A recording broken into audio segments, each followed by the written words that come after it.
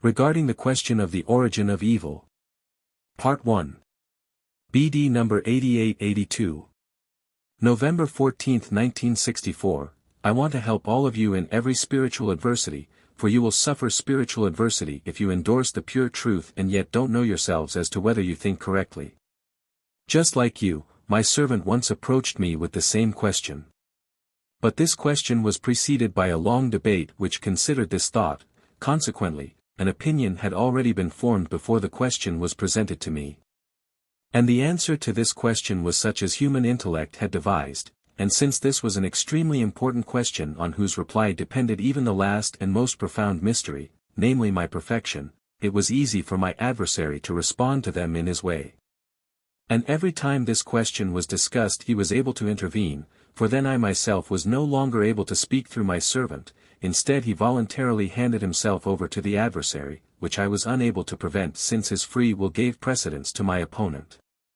It is difficult to give credence to this account because my servant had completely placed himself at my disposal, but he should not have first discussed a question with associates who were still open to my adversary.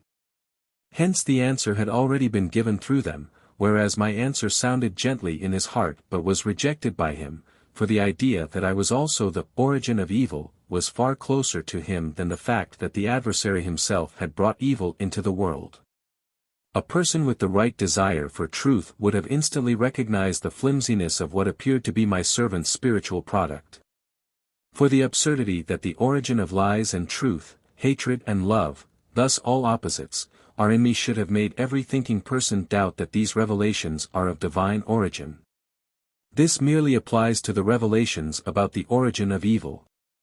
They must always be associated with people's train of thoughts who reflected on these problems.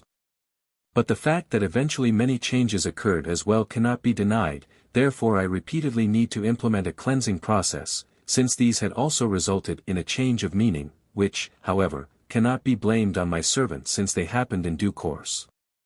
And if I keep telling you that it is and will remain my adversary's goal to call my perfection into question in order to prevent you from granting me all your love, then you can also understand that, in order to reach this goal, he will avail himself of any half-hearted and complacent person with a casual approach to truth. And time and again such unsuitable people offer their cooperation. However, when it concerns questions which lead you humans astray, then I must intervene and choose people again who will serve me with loyalty and conscientiousness. Thus I must present my nature to them as it really is, so that they can also love me with all their heart and soul. Then I must also rectify dangerous mistakes, since no error remains without consequences. And someone who gets caught up in error will hardly be able to cope, he will not know what to believe and finally lose all faith. But I gave you the promise that I would guide you into all truth.